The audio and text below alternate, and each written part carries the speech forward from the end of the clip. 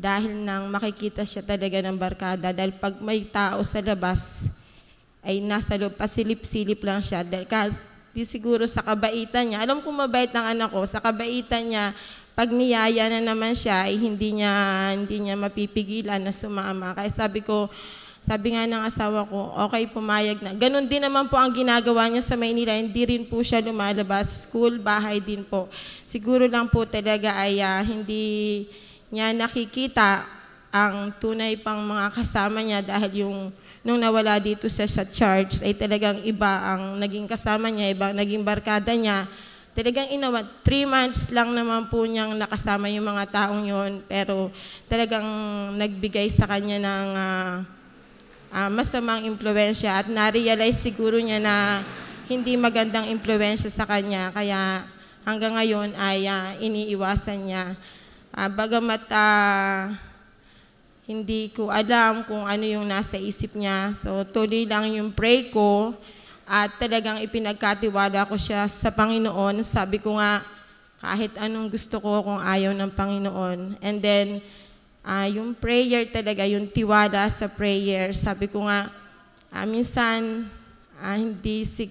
talagang sinasabi ko na nasaktan ako dahil yung mga inaasahan ko na tutulong sa anak ko ay hindi ko nakita sa panahong kailangan niya.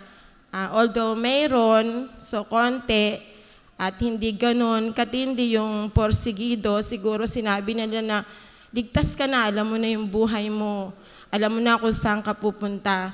So sabi ko nga ay alam mo na yung ginagawa mo, malaki ka na, pero still bata pa rin po siya at talagang alam naman ninyo na dito talaga siya namulat at alam naman ninyo na siya yung naging way kung bakit halos sa buong pamilya ay na-save. Pero ang pinagpapasalamat ko, alam ko na hindi man nakikita yung mga personalidad ninyo, andun yung prayer nyo kung bakit ganun pa rin siya at hindi pa rin siya. Pag nababasa ko dun sa text na may nagyayayang sumimba, sabi niya, saan yun? Sabi niya ganun. Ang nagyayayang sumimba siguro sa kanya ay sa Catholic. Sabi niya, saan yun? Hindi ko yun alam. Isa lang simbahan ang alam kong napupuntahan pa. Yun ang nababasa ko dun sa text niya. So, pag nababasa ko yung mga ganon, pasalamat pa rin ako sa Panginoon. Sabi ko, iba yung